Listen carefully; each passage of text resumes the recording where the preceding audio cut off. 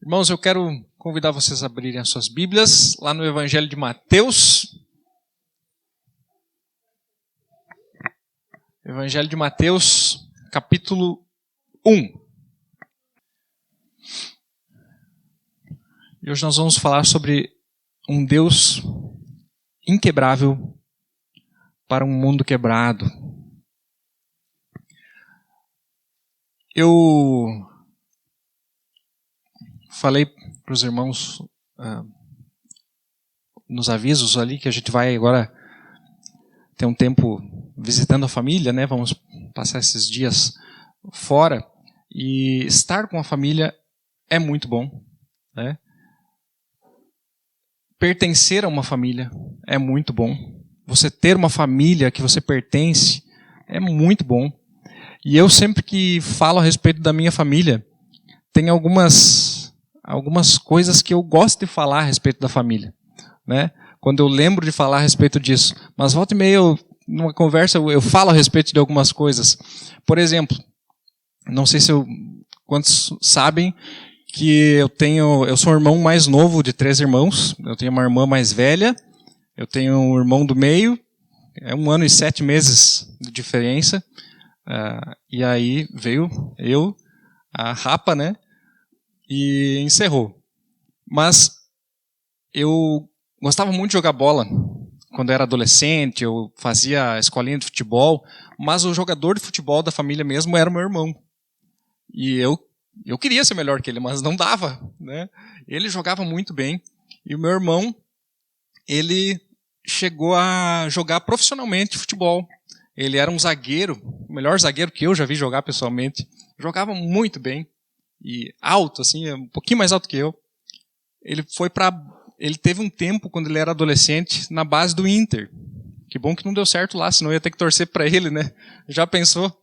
Ele conta que ele encontrou o Fernandão por lá. Ele estava com os meninos da base, o Fernandão passou por ele e falou assim: "Ó, menino novo!" Falou para ele assim: imagina, ele é colorado, doente, né? Poderia ter sido um grande jogador de futebol. Tem uma outra coisa que eu gosto de falar a respeito da minha família. A minha mãe, ela foi colega de aula do Tafarel. Isso é importante, né? Meu avô, por parte de mãe, foi professor muitos anos, foi vereador na cidade de Criciúmal. E tem uma praça na cidade com o nome do meu avô, pela importância que ele teve para o município. Essas coisas são legais de falar. A gente tem histórias da nossa família que a gente gosta de falar, porque isso é orgulho para a nossa família, né? Mas a minha família também tem algumas histórias que eu não gosto de falar a respeito. Tem algumas coisas que aconteceram ou que acontecem na minha família, nos meus familiares, meus parentes, que eu não gosto de falar a respeito.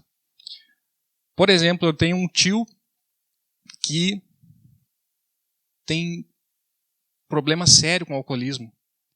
Eu tenho uma prima que até hoje é usuária de drogas. Um tio meu, uma vez, matou um cara. É uma história terrível que aconteceu dentro da minha família. E eu não gosto de falar a respeito disso. Porque na minha família também tem histórias que aconteceram que eu preferia que não tivessem acontecido. Eu sei que assim na sua família também, ou na sua vida também, tem coisas a seu respeito que você gosta de falar, tem coisas a seu respeito que você preferia esconder. Ou preferia que não tivesse acontecido. Porque a gente sabe que quando as pessoas sabem a respeito da nossa família, elas tiram conclusões a nosso respeito. Por exemplo, se eu falasse para vocês, eu tenho um conhecido que, olha, a família dele é encrenca. É encrenca, é só problema, problema, problema. A família tem um histórico gigante de engano, um enganando o outro dentro da própria casa, da própria família, sabe? Brigam entre eles. Traição. Assassinatos. Se eu falasse que a família do cara é desse jeito, provavelmente você não ia querer nem conhecer, que dirá ser amigo de um cara assim. Porque ele veio de uma família meio complicada. Muito obrigado, meu irmão. Veio de uma família meio complicada. E isso nos faz tirar conclusões a respeito das pessoas. Mas, quando nós falamos a respeito de Jesus, Jesus veio exatamente de uma família assim. Esse cara é o próprio Jesus, que da sua família, da sua linhagem, da sua descendência, ele é descendente no caso, né? Eram pessoas com histórico de engano, de traições, prostituição, assassinatos, brigas. Esse é o tipo de gente de onde Jesus saiu. Que tipo de conclusões nós tiramos a respeito da família do nosso Salvador? Talvez se nós olhássemos simplesmente para a família, nós diríamos, jamais ia sair daí um médico. Jamais um médico ia sair desse meio.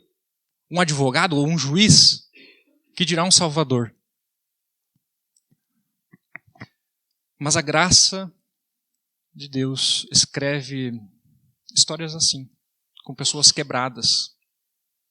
A história da graça de Deus, a história da salvação, ela se desenrola ao longo dos anos através de pessoas quebradas, de pessoas pecadoras, de pessoas comuns, de pessoas de verdade, pessoas como eu e como você. Foi assim que o nosso Salvador chegou ao mundo, através de uma família desse jeito, no meio de uma bagunça. Jesus saiu do meio da bagunça. Quero refletir hoje com vocês a respeito dos 17 primeiros versículos do livro de Mateus. Mateus capítulo 1, do 1 ao 17. E nós vamos olhar para a família de Jesus, para a linhagem de Jesus. E nós vamos tirar algumas lições importantes daqui. Nós vamos ver que Jesus ele não veio de uma linhagem perfeita. Jesus veio de uma linhagem real. Não real de realeza, real de realidade.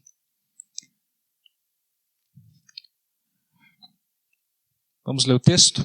Se você tiver com a sua Bíblia, você pode acompanhar aí. Se não, você acompanha aqui na tela. O texto diz assim: registro da genealogia de Jesus Cristo, filho de Davi, filho de Abraão.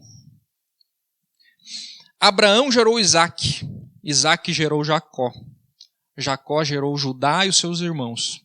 Judá gerou Pérez e Zerá, cuja mãe foi Tamar.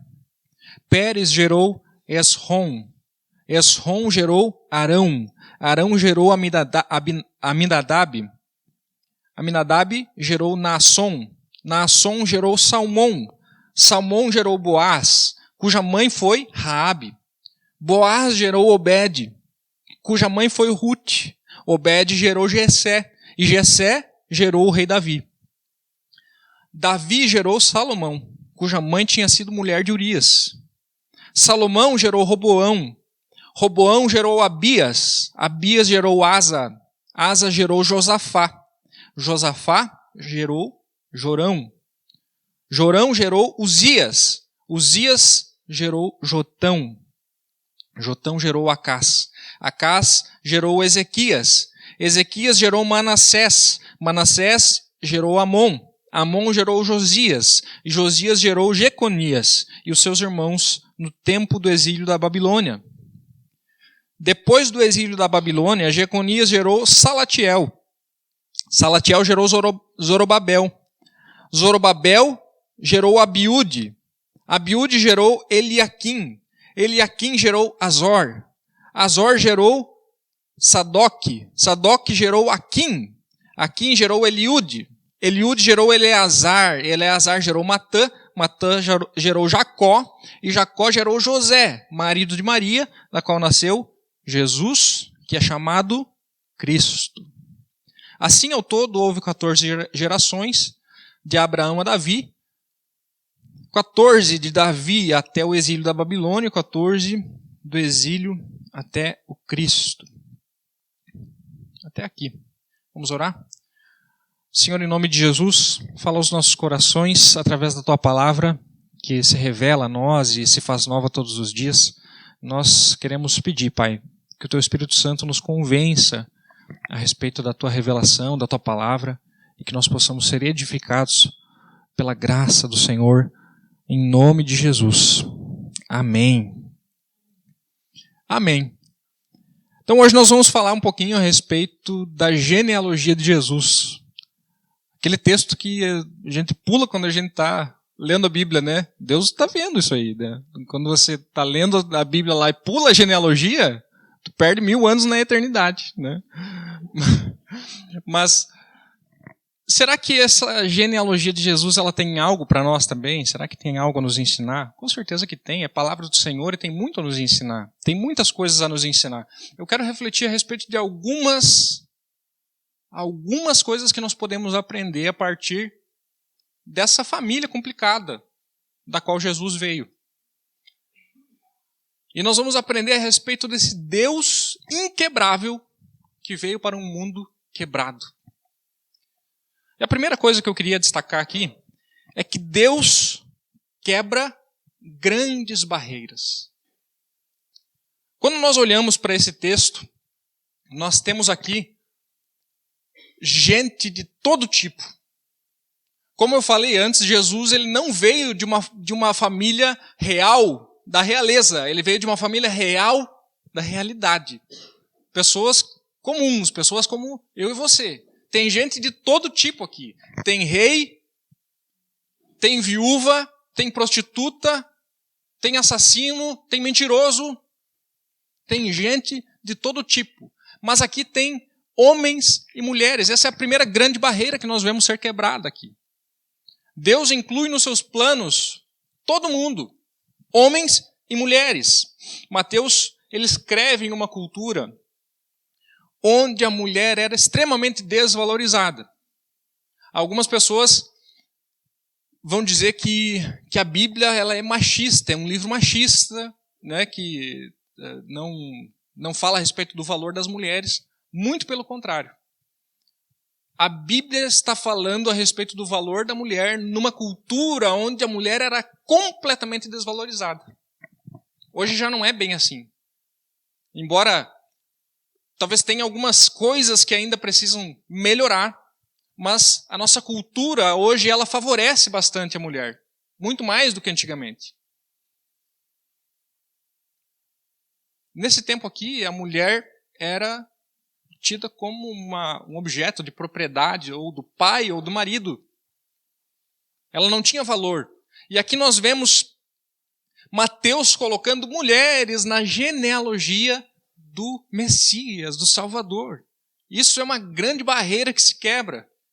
Mas não apenas isso, nós também vemos Jesus aparecendo em primeiro lugar para as mulheres depois da sua ressurreição.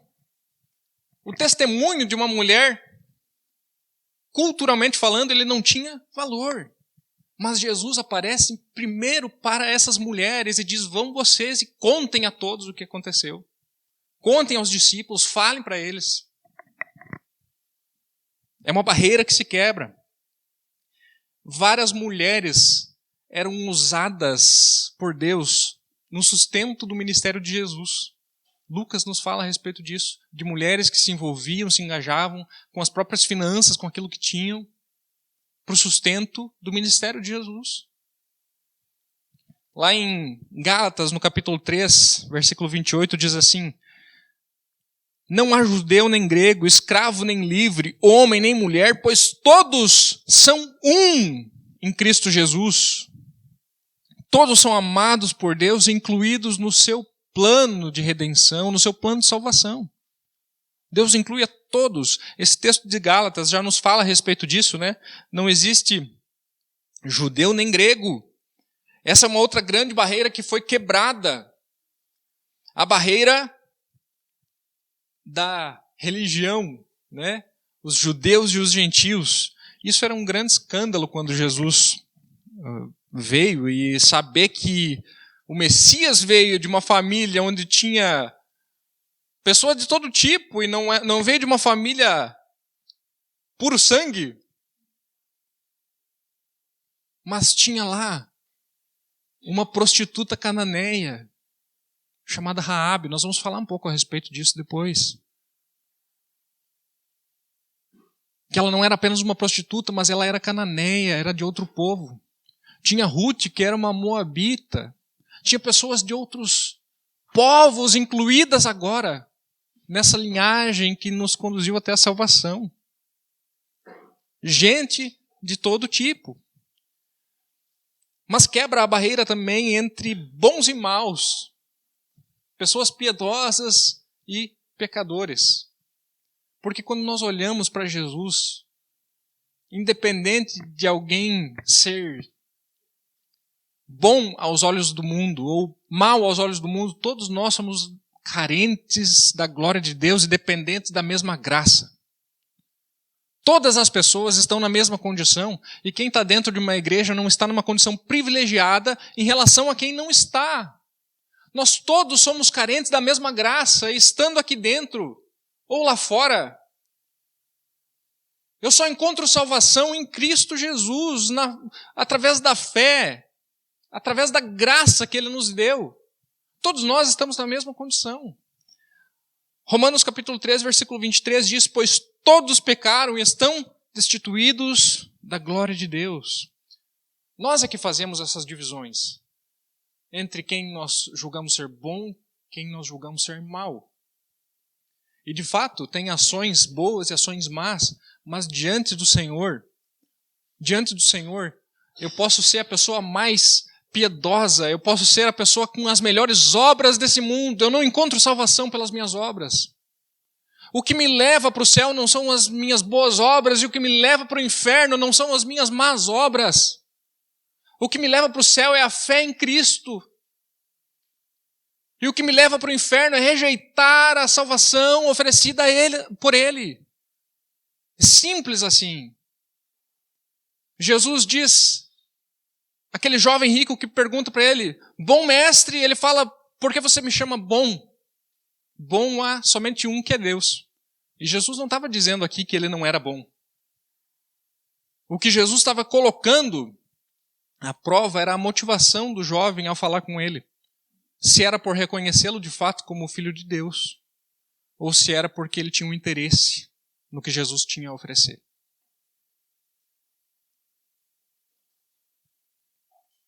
Jesus estava falando algo mais ou menos assim, de fato eu sou bom, mas você está falando isso porque você sabe quem eu sou? E de fato não era isso. O jovem não sabia quem ele era. O jovem não sabia. No corpo de Jesus, entre o povo de Deus, não existe nenhuma divisão. Não pode haver nenhum tipo de divisão. Porque somos todos iguais, sejam homens ou mulheres, seja o rico, seja o pobre, seja o branco, pardo ou negro, seja o idoso, seja a criança. Nós todos somos partes do mesmo corpo. E todos têm o seu valor, a sua dignidade diante de Deus. Somos participantes do mesmo corpo.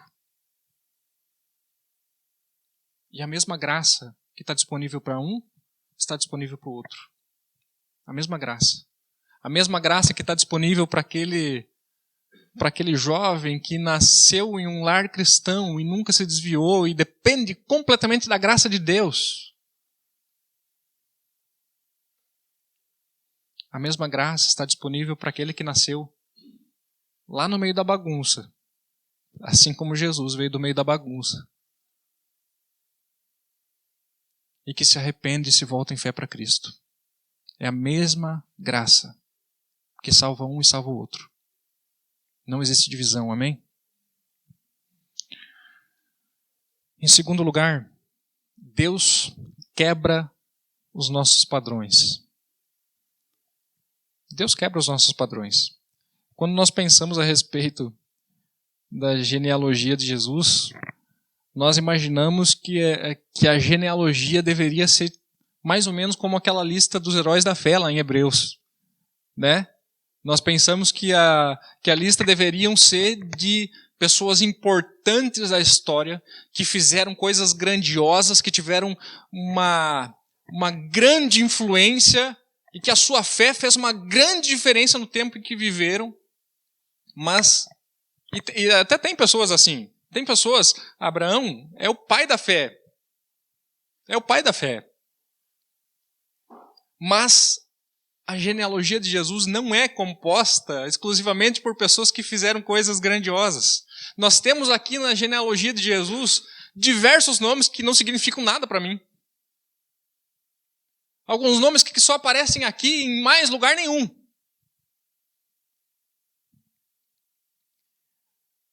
Quem é que é Abiúde? Abiúde, cara, que nome. Quem é Eliaquim? Quem é Azor? Nome de marca de computador. Azor. Ou Zadok. Isso parece modelo de carro, né? Pega a Tucson lá, a Captiva, a Zadok. Aquim, Eliúde, Eleazar, Matã, Jacó. Esse Jacó aqui não é o patriarca, é o Jacó, pai de José. Pai de José. Quem é esse cara? A Bíblia não fala mais a respeito dele.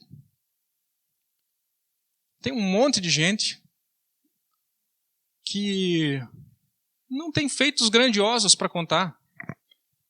Tem um monte de gente aqui que nunca teve um familiar colega do Tafarel, que não tem nada para contar a respeito deles. Não tem grandes feitos, pessoas comuns. E isso é reconfortante. Saber que Deus cumpre o seu plano, o seu propósito, através de pessoas anônimas, comuns. É reconfortante. Porque eu entendo que nos planos de Deus tem lugar para mim também. Com a minha vida comum. Mesmo eu não sendo a pessoa mais habilidosa, com os maiores feitos, com as maiores capacidades, com o melhor currículo, mesmo assim, os planos de Deus me incluem. E isso é graça de Deus. Deus quebra os nossos padrões. Deus usa pessoas comuns. Deus usa pessoas como eu e você.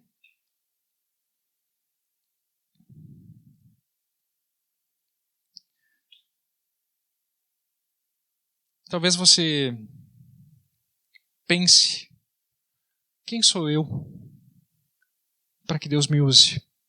O que Deus poderia fazer com alguém como eu? Eu já me perguntei isso várias vezes. Quando eu entendi que Deus estava me chamando para o ministério, essa era a pergunta que eu me fazia. Mas quem sou eu para que Deus faça alguma coisa com a minha vida? Será mesmo que Deus pode usar a minha vida do jeito que eu sou? Sem nada de especial. Não tenho nada a oferecer. Eu não tenho nada. Mas textos como esse me mostram que pessoas comuns estão inclusas nos planos de Deus. Talvez você já se fez essa pergunta. Será que Deus pode usar a minha vida? Porque parece que as coisas só acontecem na vida do outro. Parece que milagre só acontece no outro, oração respondida só acontece para o outro. Todo mundo tem essa mesma impressão. Mas Deus inclui pessoas como eu e você nos planos dele. Isso é reconfortante. Deus cumpre os seus planos através de coisas comuns da vida. Um pai, uma mãe ensinando o evangelho para o seu filho. Isso é algo que está ao alcance de todo pai e toda mãe. Não é algo excepcional que Deus está esperando de nós. Deus está esperando que nós sejamos fiéis nas pequenas coisas. Na vida comum. Na vida comum. No ordinário da vida. Em terceiro lugar, Deus nunca quebra suas promessas. Nós vimos aqui que Deus quebra grandes barreiras. Deus quebra os nossos padrões. Mas Deus nunca quebra as suas promessas. Ele nunca quebra. Quando Mateus escreveu o Evangelho, o público-alvo do Evangelho de Mateus eram os judeus. Era o povo judeu. E Mateus estava escrevendo para provar para os judeus que Jesus, esse Jesus que veio, ele era o Messias. E o Messias que foi prometido e que ele vinha dessa linhagem de Davi e vinha da linhagem de Abraão. Tanto que ele começa o texto falando isso. Olha só, o primeiro versículo diz registro da genealogia de Jesus Cristo, filho de Davi, filho de Abraão. Então, antes de explanar toda a genealogia, ele estava já querendo falar a respeito do que ele veio dizer. Esse Jesus, ele veio da linhagem de Abraão, veio da linhagem de Davi. Ele é o Messias que nós estávamos esperando. Por isso que para Mateus é tão importante colocar genealogias aqui. Marcos, por exemplo, o Evangelho de Marcos, que ele é mais curtinho, ele foi escrito para os gentios. A gente não vê as genealogias no livro de Marcos, porque para os gentios tanto faz, tanto fez. Isso não é importante, mas para o judeu era. Era muito importante saber de que família esse Jesus veio, né? Então, quando nós olhamos lá para o Antigo Testamento, em Gênesis capítulo 12, nós vemos Deus fazendo uma promessa a Abraão. Deus tem o chamado de Abraão, falando, sai da tua terra, sai do meio dos teus parentes, vai para a terra que eu vou te mostrar, e eu vou fazer de você uma grande nação. E o versículo 3 do capítulo 12, ele diz, e a sua descendência será uma bênção para todos os povos da terra. A partir da descendência de Abraão, todos os povos da terra seriam abençoados, alcançados. Essa era a promessa que Deus fez a Abraão. E aí Deus promete o quê? Um filho a Abraão. E Deus dá um filho a Abraão. Depois de já velho, ele e a esposa, velhos já, tiveram um filho. E olha só a promessa de Deus se desenrolando. Deus está cumprindo a sua promessa. Ele de fato nos deu um filho. Agora nós podemos ter uma descendência. E essa descendência vai ser bênção para todos os povos da terra. Olha, glória a Deus, ele cumpre as suas promessas. E aí chega o capítulo 22 e Deus diz assim, tá, agora eu quero teu filho. Sabe esse filho que era o cumprimento da promessa? Eu quero teu filho. E você vai me entregar o teu filho em sacrifício. E Abraão olha para isso. Talvez muitas dúvidas, como que Deus vai fazer? O que vai acontecer? Será que meu filho vai ressuscitar? Será que ele vai dar outro filho? Como é que vai ser? Mas Abraão pega o seu filho, confia na palavra do Senhor, leva para o sacrifício. E quando ele está chegando no local, Isaac pergunta para ele, pai, mas espera um pouquinho. A gente tem a lenha, está tudo certo, mas e o cordeiro para o sacrifício? E Abraão responde no versículo 8, Deus vai prover o cordeiro. Ele diz assim, respondeu Abraão, Deus mesmo há de prover o cordeiro para o holocausto, meu filho. E os dois continuaram a caminhar juntos. É difícil para um pai imaginar essa situação. Mas Abraão confia na palavra do Senhor. E de fato Deus proveu o cordeiro. No momento lá, eles acharam um cordeiro lá para sacrificar. Mas não era esse cordeiro que Deus ia prover. De fato, Deus proveu o cordeiro. Deus proveu o cordeiro que tira o pecado do mundo. João nos fala a respeito disso. Eis o cordeiro de Deus que tira o pecado do mundo. Esse é o cordeiro prometido. Esse era o cordeiro. Aquele cordeiro lá não tira pecado nenhum. O sangue de animais não tem poder para tirar pecados. Mas o Cordeiro de Deus, entregue por nós, esse tem todo o poder para tirar pecados. Ele é o Cordeiro prometido. Ele é o filho verdadeiro de Abraão.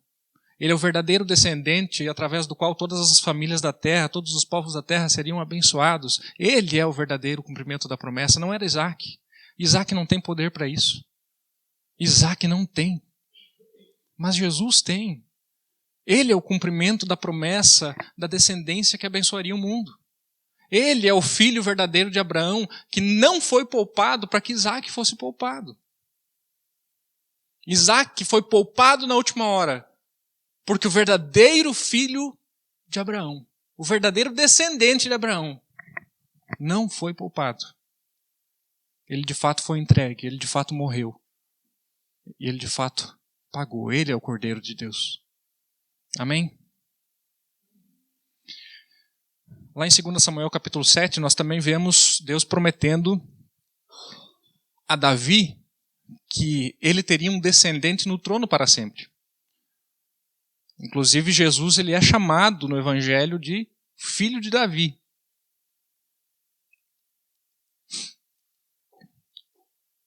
Porque da mesma forma como Jesus é o cumprimento da promessa feita a Abraão, Jesus é o cumprimento da promessa feita a Davi. Esse filho que estaria no trono para sempre não era Salomão. O reino de Salomão já era. Já passou. Veio vários depois dele. Alguns estão nessa lista aqui.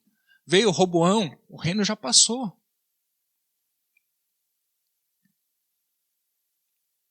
Mas ele é o cumprimento da promessa.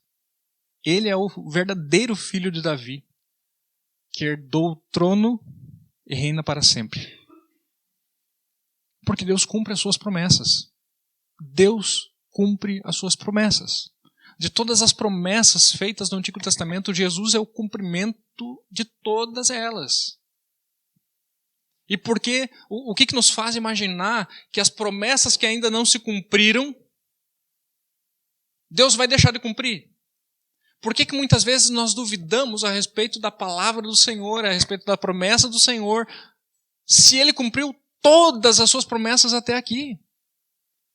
Nós já temos mais do que suficiente provas para nos falar a respeito do caráter desse Deus, a respeito de quem Ele é e que Ele cumpre a sua palavra, Ele cumpre as suas promessas. Nós não temos razão para duvidar. Ele nunca nos deu razão para duvidar. Esse mesmo Deus nos prometeu a vida eterna. Tem os textos, nós não vamos abrir todos eles. Mas Ele nos prometeu vida eterna aos seus filhos, a sua presença constante, descanso para a alma, o Espírito Santo como nosso consolador, paz verdadeira, liberdade verdadeira. E nos prometeu que vai voltar. Nos prometeu a volta de Jesus para nos buscar, para resgatar a sua igreja, para nos levar para essa vida eterna prometida.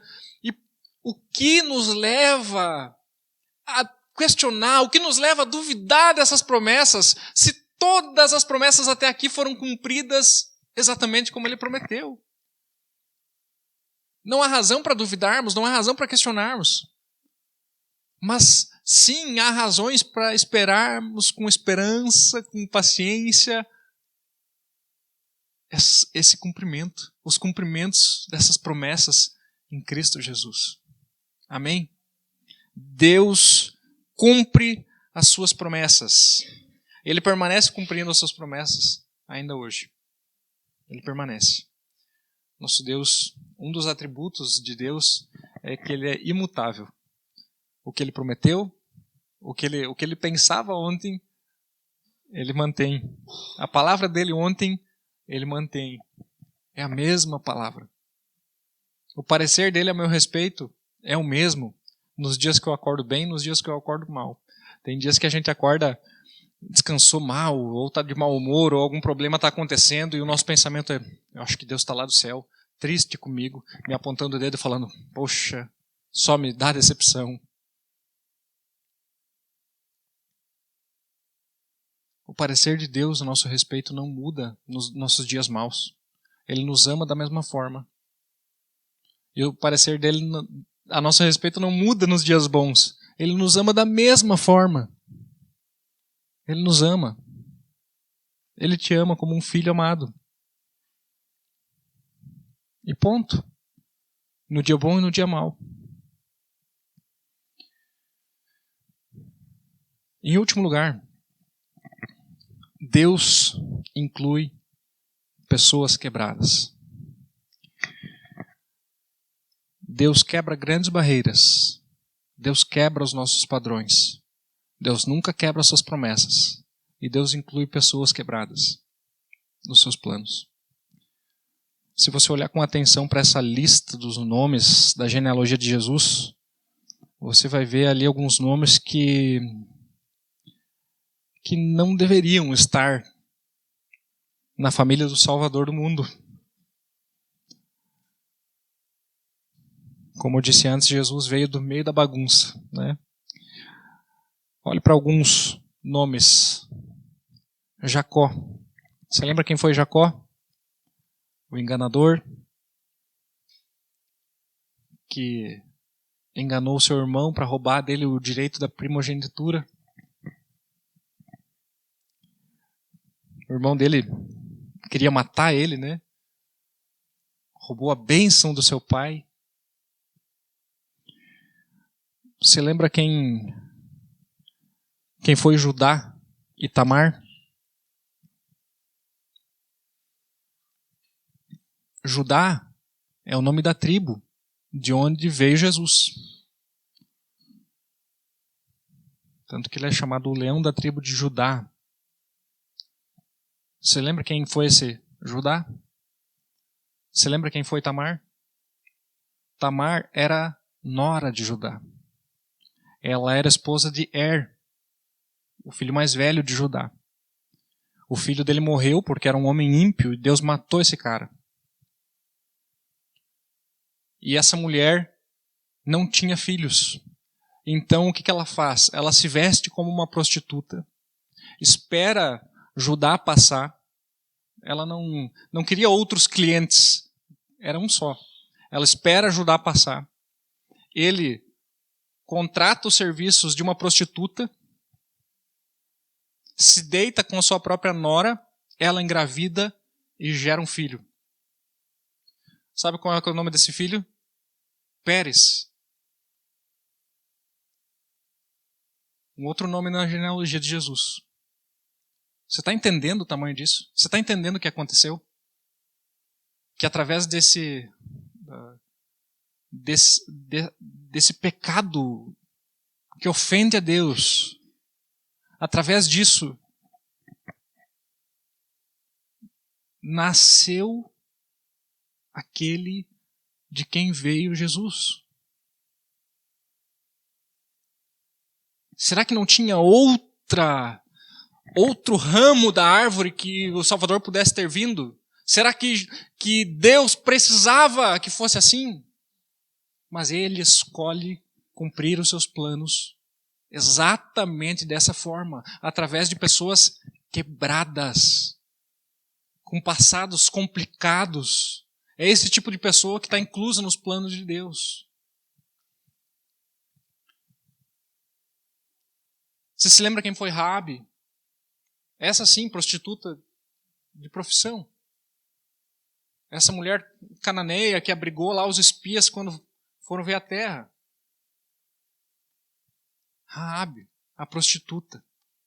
Está lá, listada na genealogia de Jesus. Ruth. Você lembra quem foi Ruth? Era uma viúva, moabita também, não era do povo de Deus. Também não tinha filhos, tinha tudo para dar errado, não tinha futuro, não tinha nada. E Deus muda a história dessa mulher e inclui ela, pela graça, na linhagem de Jesus, o Salvador. De Davi você lembra, né? O grande rei, o poderoso, mas também o adúltero, o assassino. Eu acho muito interessante que quando o texto fala a respeito de Davi, fala a respeito de Davi e que ele gerou Salomão, ele diz assim, ele nem cita o nome da mãe. Ele não cita quem foi a mãe de Salomão. Ele diz assim, aquela que era a mulher de Urias. Como que Deus faz isso? Deus não esconde os pecados. Deus não esconde aqui o fracasso da família. Sabe aquelas coisas que eu falei que não é legal falar a respeito da minha família? Deus não esconde essas coisas. Deus abre o jogo e ele fala assim, é esse tipo de gente. Esse tipo de gente que eu uso e incluo nos meus planos. Como isso é possível? Salomão caiu em idolatria por causa das muitas mulheres. Roboão, Manassés, reis terríveis. Reis que levaram o povo de mal a pior. E eu e você. Olha para nós, olha para você. Olha para a sua vida nesse momento e vê se você também não se encaixa nisso. Vê se você também não é alguém quebrado e dependente da graça de Deus. Nós estamos na mesma situação, somos indignos, somos pecadores, somos culpados diante de Deus. E a pergunta que fica é por que Deus escolheu pessoas assim? Por que Ele nos amou e nos entregou o seu próprio filho para morrer por gente como nós, por gente complicada como nós somos? E a resposta é por causa da sua graça. E a sua graça, ela é maior do que o nosso pecado. A graça de Deus alcança gente quebrada. A graça de Deus alcança gente com um passado complicado. A graça de Deus alcança gente de todo tipo. Ela cobre os nossos pecados, ela é maior do que os nossos pecados. E Deus transforma a história, transforma as nossas histórias. E para ter acesso a isso, a gente só precisa crer, só precisa confiar, entregar a nossa vida nas mãos desse Senhor. Como eu falei antes, não são as nossas boas obras que nos levarão ao céu. Não são as nossas más obras que nos levarão ao inferno. A grande questão é: quem é o Senhor da minha vida? Quem é o Senhor da minha vida? Se sou eu mesmo ou se é o Senhor Jesus? Se é o dinheiro ou o Senhor Jesus? Se é o meu trabalho ou o Senhor Jesus? Qualquer outro Senhor que não seja Jesus, eu estou colocando a minha confiança no lugar errado. Jesus não nasceu de uma família perfeita. Quero encerrar dizendo que ele não nasceu numa família perfeita, mas uma família que foi salva pela graça de Deus. Essa linhagem, só a graça, só a misericórdia. Igual a nossa. Igual a nossa. Igual as histórias que eu queria esconder a respeito da minha família, mas que todos nós temos histórias que nós muitas vezes não queremos nem nos lembrar, que dirá expor. Aqui elas estão expostas.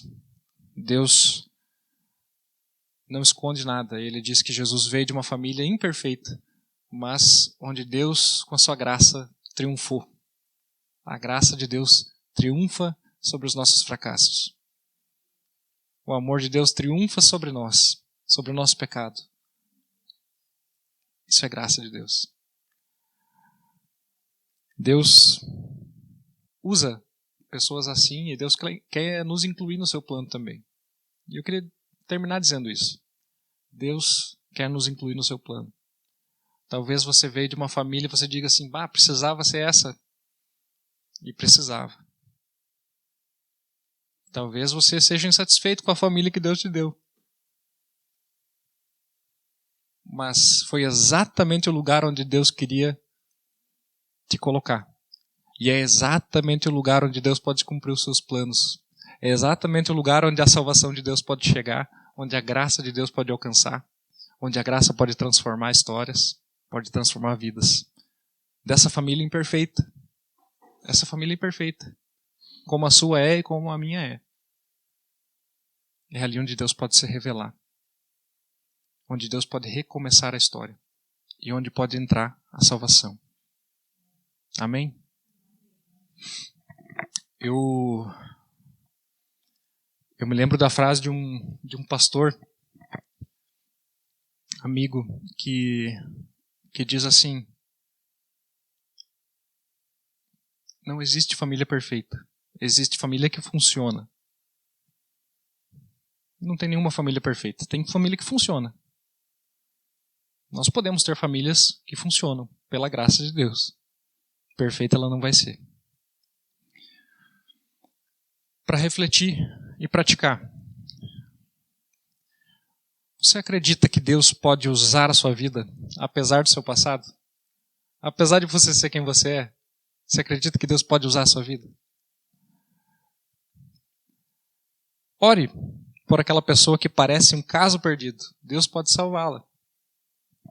Da mesma forma como você pode ser usado por Deus, apesar dos seus pecados, apesar do estado em que você estava, ou apesar do estado em que você está, da mesma forma as pessoas que estão ao teu redor e aquelas que você fala assim, isso não tem jeito, essa aqui não tem jeito, essa aqui não vai crer de jeito nenhum, não tem salvação para ela. Tem salvação. Tem salvação. Jesus continua salvando pessoas. Você acredita que Deus pode usar a vida de pessoas comuns para cumprir os seus planos? Pense a respeito disso. Valorize pessoas que normalmente passam despercebidas pela maioria. Você lembra de alguém assim? Você se lembra de alguém que talvez ninguém dá atenção, ninguém dá nada? Valorize, invista. Deus pode usar a vida de pessoas comuns. Ainda existem barreiras no seu coração que precisam ser quebradas? Tem algo que ainda tem te afastado de alguém ou de algumas pessoas? Ou a pessoa pensa diferente de mim? Tem uma opinião diferente, um time diferente, uma cor diferente, uma classe social diferente, um partido diferente, e aí nós criamos divisões entre nós, desumanizamos o outro. Tá certo isso? Você lembra de alguém, talvez muito diferente de você, que você tem uma resistência? Comece a orar por essa pessoa. Existe ainda alguma barreira no seu coração? Deus quebra as barreiras. Deus quebra as divisões. E por último, você crê nas promessas de Deus deixadas em sua palavra? Isso é o sustento da nossa fé. Isso é a alegria, a esperança que nós temos no nosso dia a dia. Deus cumpre as suas promessas. Nenhuma delas vai ficar de fora. Nós podemos ter essa certeza, podemos ter essa esperança. O futuro já está escrito. Deus já está lá. Ele já cuidou de tudo, já preparou tudo. Nós só precisamos confiar e caminhar confiantes na graça do Senhor. Amém? Vamos orar? Senhor, em nome de Jesus, nós te louvamos porque através dessa família complicada, nós podemos aprender tantas coisas. Nós olhamos para algumas delas essa noite. Nós vimos um Deus inquebrável que foi bondoso conosco quando nós estávamos quebrados. Nós cremos, Senhor, que o Senhor é um Deus de recomeços, um Deus de novas histórias, um Deus que faz todas as coisas novas, um Deus que age onde ninguém imaginava. Nós cremos porque a linhagem do Senhor nos diz isso. Pessoas de todo tipo, pessoas com os mais variados pecados, pessoas de todos os povos, de todas as idades, são incluídas nos teus planos, e em nome de Jesus eu quero clamar ao Senhor nessa noite. Inclui a gente, nos inclui nos teus planos, Não nos deixe de fora dos teus planos. Eu sei que o Senhor ainda tem pessoas para salvar ao nosso redor. Eu sei que o Senhor tem pessoas para salvar nessa cidade. E, Senhor, em nome de Jesus, nós somos pessoas comuns, nós somos pessoas que muitas vezes nos sentimos incapazes, sentimos que não temos nada a oferecer, mas a Tua palavra nos diz que o Senhor inclui pessoas assim nos Teus planos. Pessoas como nós, pessoas comuns. Que Teu nome seja louvado por isso, Pai. Nós Te agradecemos. Nos inclui no que o Senhor está fazendo no mundo. Nos inclui no que o Senhor está fazendo aqui, ao nosso redor. Nos inclui no que o Senhor quer fazer na nossa casa. Nos inclui no que o Senhor quer fazer nessa cidade. Em nome de Jesus, Pai. Amém.